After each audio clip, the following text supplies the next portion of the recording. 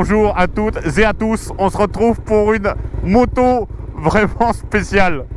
Je suis refait d'avoir pu poser mes fesses sur ça. RSV 1000 RR. Là ça déconne zéro.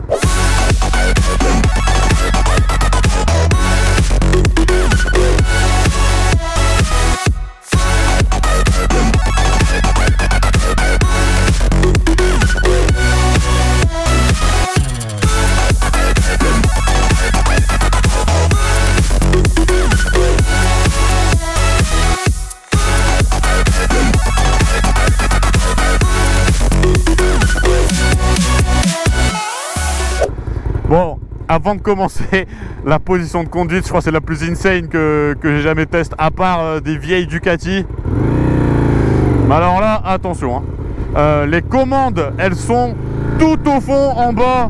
Je suis complètement allongé sur la bécane. C'est un truc de ouf. Je suis hyper penché. Et quel caractère moteur!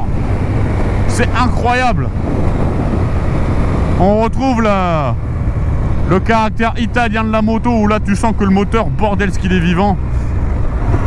C'est limite si je sens pas les pistons dans mon anus là qui sont pas en train de me faire un massage rectal. Par contre c'est la première fois je crois depuis que je monte des sportifs que vraiment je sens qu'au bout de quelques heures le mal de dos sera présent quoi. Là pour le coup c'est position crapaud hein. Enfin c'est même pas position crapaud, c'est position voûtée quoi. Oh le bruit de cette moto quoi. Oh la vache. Oh les retours qu'elle fait, c'est impressionnant. Gauche là non. Bon le braquage j'en parle même pas hein. Le braquage il vaut ce qu'il vaut hein. Mais bon, on sait à quoi s'attendre. Tout droit. Bon après c'est une bécane, donc c'est un bicylindre si je dis pas de conneries, il me semble bien que c'est un bicylindre. C'est ce qui se faisait avant la RSV4, une fois de plus à confirmer, mais il me semble bien. Donc voilà, on va retrouver un couple quand même un peu plus bas dans les tours comparé aux 4 cylindres. Mais c'est pas pour autant que ça pousse moins. En tout cas bon là, c'est vrai que c'est pas une moto qui ira chercher 200 chevaux comme les motos d'aujourd'hui. Je parle pour les hypersports. C'est vrai que c'est une moto qui est sortie en 2004. Donc il y a quand même un certain fossé technologique. Maintenant elle est capable de te délivrer des sensations que certaines motos d'aujourd'hui ne pourraient vraiment pas t'apporter. Notamment je vais penser à des bécanes japonaises un peu plus linéaires, beaucoup plus souples, plus permissives. Là non, là on est avec quelque chose d'extrêmement vivant, d'extrêmement complexe à apprivoiser. Ouais, là ouais c'est du pilotage hein.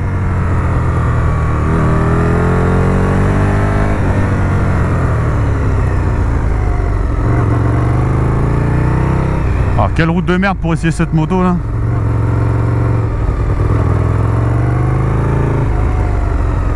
En vrai elle tue cette route mais pas avec ça quoi.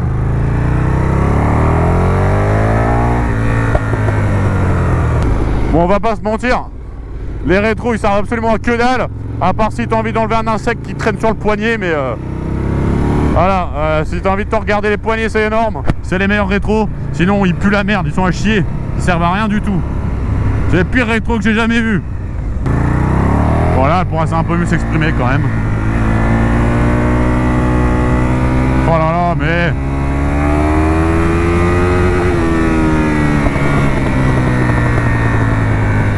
Ouais.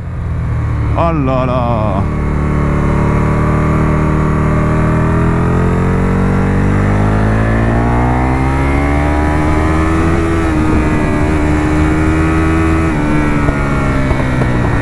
Putain, les retours là ils sont énormes. Ils donnent vraiment une impression de puissance, de caractère.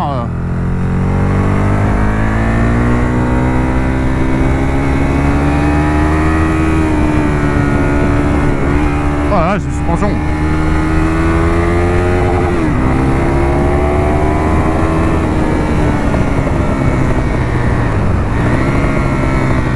c'est que là on n'est pas sur une bécane qui va t'arracher les bras comme un S1000 ou comme les derniers 1000, ça c'est clair et net. On est quand même bien en deçà en termes de puissance.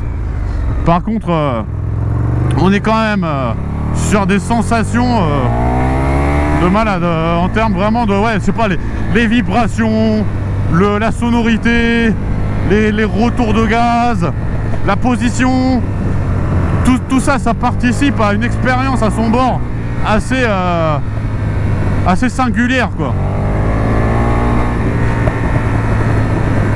Et t'as ça pour pas si cher, hein.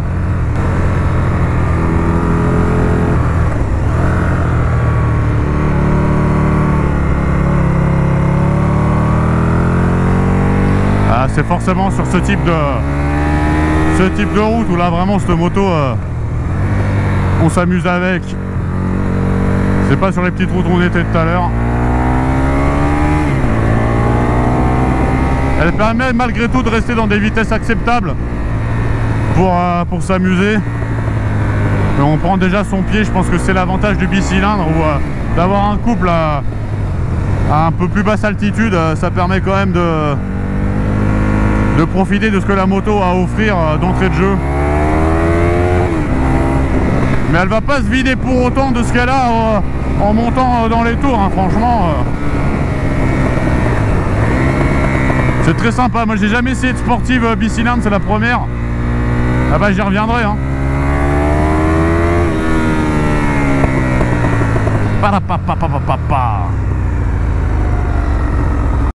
Juste avant de rencontrer le proprio, on va quand même vous faire écouter la moto au démarrage, qu'elle est assez monstrueuse.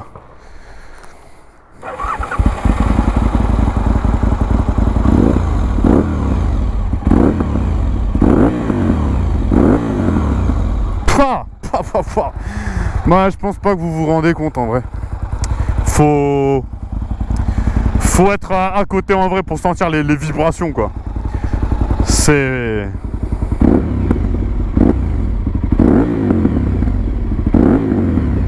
Ah, j'ai pas la claque au rupteur comme un débile, hein, mais...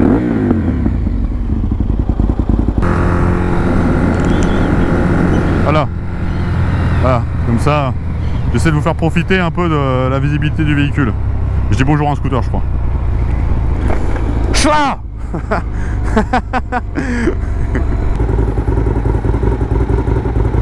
Bam, putain là, ouais.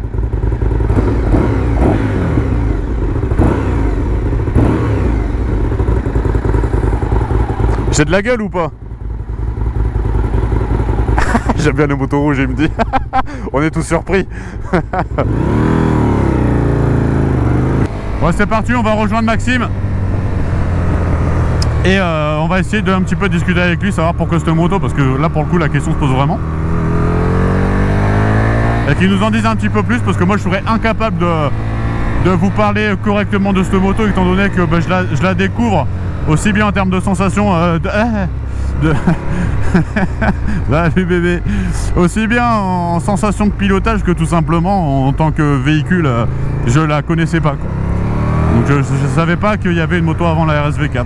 Honte à moi. Oh. Donc c'est parti, let's go voir Maxime. Enfin, pour voir si la GoPro elle fonctionne, mec, film debout, hein. Je suis obligé de faire le cercle du soleil sur la selle pour réussir à avoir quelque chose. Oh. Oui, il se passe quoi?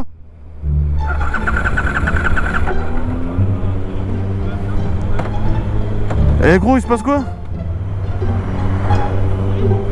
Bah ouais.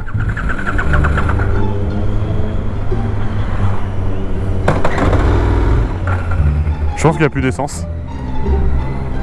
Enfin, je sais pas.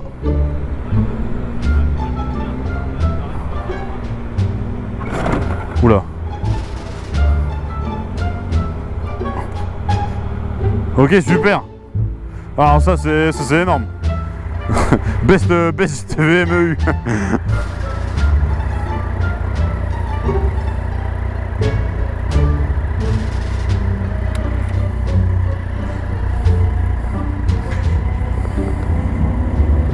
Non, il y a de l'essence, hein.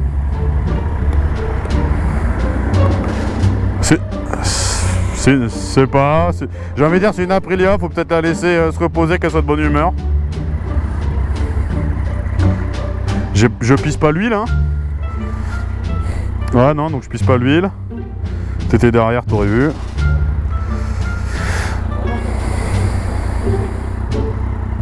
Très bien. Très bonne moto, hein. Putain, non. Mais non, mais c'était une bonne journée.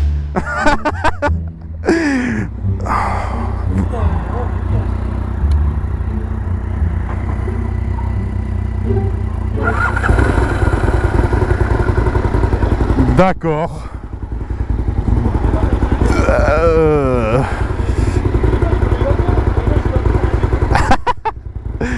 D'accord, bon.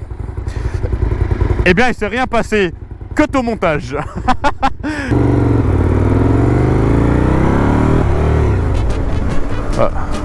Ça a recommencé, ça a recommencé, ça a recommencé. Ouais, ouais.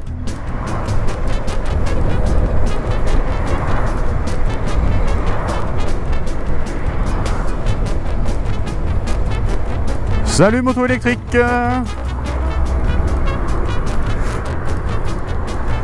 Ouais. Ligne droite, je commence à dépasser les 6000 et bing. Moi je pense que je vais rouler au ralenti, hein.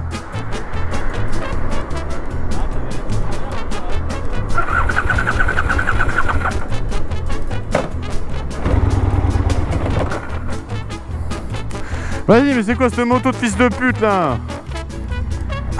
Aprilia c'est fiable, il disait, hein. Je crois pas qu'il disait ça, non. Bon.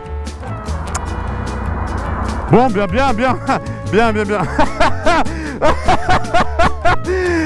Oh, c'est super. Putain. Aprilia. Dire que je m'intéressais à la RSV 2019 là.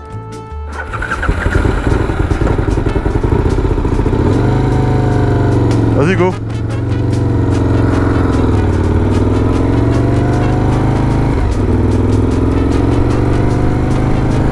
J'ose même pas accélérer quoi. Je suis en PLS.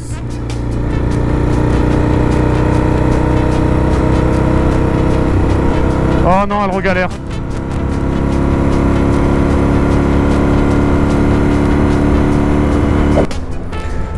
Vas-y.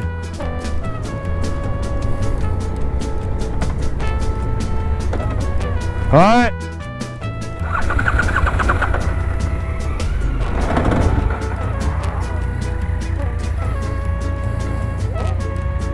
Bon, on n'est pas rentré, je te le dis, hein. Je sais pas, je comprends pas ce qui va pas en fait. Pourquoi elle fait 300 mètres, elle s'arrête, 300 mètres, elle s'arrête, 100 mètres. Je comprends pas. Bah, l'avantage de JTVM, c'est que je sais que j'achèterai pas Aprilia du coup. C'est l'avantage. Quelle merde. Par contre, c'est vrai qu'on fait un super cosplay de Ducatiste.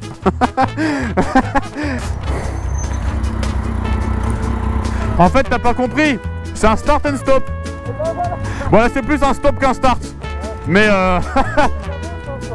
ouais, ils étaient très en avance. Bon bah du coup, on est avec Maxime. C'est ça. Le proprio de... Donc c'est une RSV 1000 RR, c'est ça? C'est ça, RSV 1000 R. R. Ouais. Raté. Et donc tu me corriges si je me trompe, mais c'est ce qui se faisait avant la RSV 4 du coup? Ouais, c'est ça, jusqu'à, il me semble, si je dis pas de bêtises, 2012, et après ils sont passés au V4 sur la RSV 4. Ok. Et ils ont développé cette moto du coup bah, pour le Superbike, parce qu'à l'époque c'était 1000 cm3 pour les bicylindres et 750 pour les 4 cylindres. Et, ok, voilà. D'accord. Avant de passer sur le V4. Donc là on a un bon gros moteur en V, ouais. Bien bourrin, bah, comme tu as pu essayer. Hein. Ouais. Un peu capricieux, hein, les italiennes, hein, forcément. Et du coup, donc tu me disais normalement elle fait 138 au vélo. Ouais. Toi tu les as à la roue, c'est ça? C'est ça, là j'ai 138 à la roue, sachant qu'elle a 50 000 km. Ok. Ah, j'ai cru qu'elle avait 20 000. Non, on a changé le compteur. D'accord, ok. Donc bah, c'est plutôt pas mal quoi. Au final c'est un moteur solide. Hein, donc, Et t'as fait quoi en fait pour les avoir? Je veux dire, quelle modification t'as fait sur la brelle pour les... Ce que j'ai fait sur la Brel, c'est que j'ai mis un Power Commander 5, un filtre à air racing, et j'ai fait un passage au banc. On a juste réglé la richesse, c'est-à-dire qu'on a eu 138 à la roue arrière sans chercher à gratter forcément outre mesure. Exactement, d'avance allumage ou autre. Et si tu peux juste expliquer, tout le monde n'est peut-être pas au courant, un Power Commander, un petit peu ce que ça fait. C'est un boîtier qui te permet de régler plus précisément le rapport air-essence que tu vas amener au moteur. Ça corrige vraiment la cartographie, pas pour ton modèle, mais pour cette moto en particulier. La moto en particulier. Il y a ta cartographie exclusive sur ta bécane. Sur la moto. Et là, on a été un petit peu pauvre à bas régime, un peu riche en roue, du coup on a inversé le tout et puis on est sorti à 138 à la roue. Putain, comme quoi, il n'y a pas besoin de faire grand chose pour les pas. De toute façon, j'ai toujours entendu dire que les premiers chevaux étaient assez simples à gagner, et c'est que passer une certaine barre, où là, quand tu vas les commencer à les chercher dans le détail, que tu vas plus chercher 5, 6, 7, mais plus 1, voire 1,5. Là, c'était pas forcément les chevaux que je cherchais, c'était vraiment l'agrément de conduite. Je pense que tu vas à reprendre vachement bas sans trop taper. Toi qui as déjà essayé des italiennes, tu as dû voir que ça tapait pas mal. Alors, on oublie complètement les japonaises, mais pour une italienne, c'est vrai qu'effectivement, tu as ce côté un peu ferrailleux métallique du moteur italien. Mais effectivement, elle va pas brouter à bas régime. Là où, je vais prendre l'exemple, il y a 10 ans qui les séparent, si ce n'est 15 ans, mais la V4, elle fait quand même un peu, elle broute un peu. C'est ça, et pourtant c'est un moteur en V, donc les cylindres sont plus petits, donc ça devrait moins taper que ça. Ouais. Mais bon, rien qu'en réglant tout ça, il y a un agrément de conduite qui est vraiment très intéressant. Et du coup, au niveau de cette moto, pourquoi tu as voulu celle-là et pas... Parce que si on dit sportif bicylindre, on va plus penser à la Ducat. Si on dit juste sportive, on va plus penser à des Gex ou un S1000RR. Toi qui t'en parlera peut-être un peu après, quand on met pas ta main sur le micro. Toi qui est du coup un pistard, on en parlera un peu après, mais... Je me serais dit que tu serais plutôt tourné vers un S1000. Après, je sais pas ce que c'est le budget, est-ce que c'est la volonté de c'est le budget. Et puis moi, sur route, je mets jamais très cher. Je veux pas une moto neuve, parce que ça sert à rien d'acheter une moto neuve. Il y a le rodage, etc. J'avais un budget de 4000, donc je regardais un petit peu tout, des VFR 800 FI, parce que j'ai beaucoup aimé le V4 du VFR. Bien bourrin, bien brut de pomme, à carbu, c'était le top. Je voulais une position à bracelet. Parce qu'avec mon bras, du coup, je suis mieux en bracelet que guidon droit. Ouais, parce que c'était un accident qui t'a un peu abîmé le bras. C'est ça, je voulais au moins 750, voire 1000. Donc je regardais les CB1000 Big One, les GSXR 750, mais des années 92, tu vois, des trucs qui avaient un petit peu de vie. Et puis il n'y a rien de mieux sur route que de tordre quelqu'un qui a une moto récente, qui a le cuir tout neuf, etc. Et toi, tu arrives avec ton cuir usé, qui a plus de 100 000 bornes, avec ta vieille trapanelle qui louvoie dans les virages. Il n'y a rien de mieux, quoi. Yes. Sur route, même ça, t'arrives pas à l'exploiter sur route, c'est impossible. Avant de mettre l'angle maxi, ça c'est clair, il n'y a rien de mieux. Mais dans une moindre mesure, tu vois, moi je me suis acheté mon petit phaser 1000, tu vois, qui est tout rincé, qui a une peinture chelou, qui a 20 balais, et le machin en attendant il sort 95 chevaux, et tous les mecs avec la MT-07 qui ont 300 bornes, qui sont rutilantes et qui font 8 fois le prix du truc, ils n'arrivent pas à suivre. Ils peuvent pas suivre. Donc je comprends parfaitement ce petit côté, pas besoin de claquer du fric. C'est ça. Pour avoir des sensations, des performances et s'éclater en fait. C'est ça, de toute façon, comme on dit, en F1 c'est 20% le pilote, 80% la voiture. En moto, sur circuit, c'est 30% la moto, 70% le pilote. Tu auras beau mettre Rossi sur une CB500 ou toi sur la dernière HP4. Rossi te pulvérise. Voilà, tu n'arriveras pas à le suivre. C'est vrai qu'il y a une technicité, ne serait-ce que sur la mobilité du corps, sur la reprise des gaz, à quel moment, le freinage et tout. Les motos sont tellement légères que la moindre variation est folle. Quoi. Et puis celle-là, elle se conduit énormément avec le corps. Tu peux pas l'emmener juste avec les mains. Les bras, j'ai aucun poids dessus pratiquement. Mais ça, j'ai appris ça sur le circuit. Il y a le circuit qui aide énormément pour justement pas se fatiguer. Dessus, quoi. Moi, par exemple, avec cette moto, j'ai fait 1600 bornes en 3 jours. J'étais pas fatigué à la fin. Non, mais le mec est super énervé, quoi. Non, mais mon meilleur pote qui a une 650 V6, toute récente, lui il était fatigué à la fin. Et moi, après par contre c'est sur circuit. Et sur circuit, des fois je sortais, j'étais rincé, j'avais les jambes qui tremblaient, j'arrivais même pas à tenir la moto avec les 2 pieds par terre. Et après je me suis dit putain ça fait chier, vas-y, du coup je travaillais ma position de conduite. Et par exemple le circuit de Lénon, je sais pas si tu en as entendu parler. Parfaitement. Mon préféré, le plus impressionnant. Et je m'étais dit dernière session, j'y vais tranquille, etc. J'ai amélioré mon chrono de 2 secondes.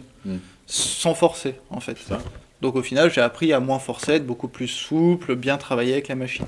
Ok. C'est comme ça que ça fait la différence. Mais c'est vrai qu'avec des vieilles motos, il y a moyen de énormément plus s'amuser qu'avec des motos récentes. Je cherchais pas exclusivement une hypersport trop pointue, même pas forcément italienne.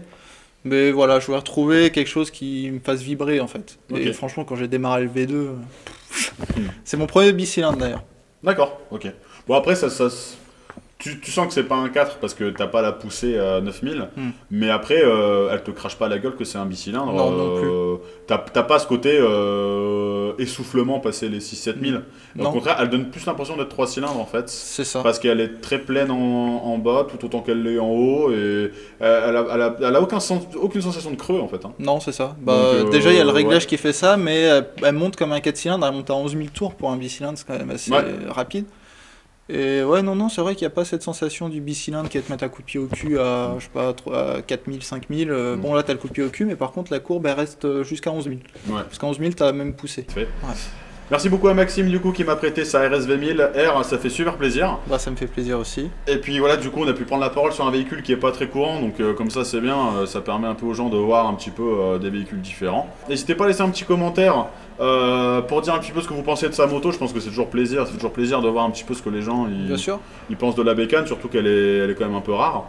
Et puis voilà, ça nous fera plaisir. Donc encore merci à toi, et puis au plaisir de vous croiser sur notre vidéo, les gars. Ciao, ciao.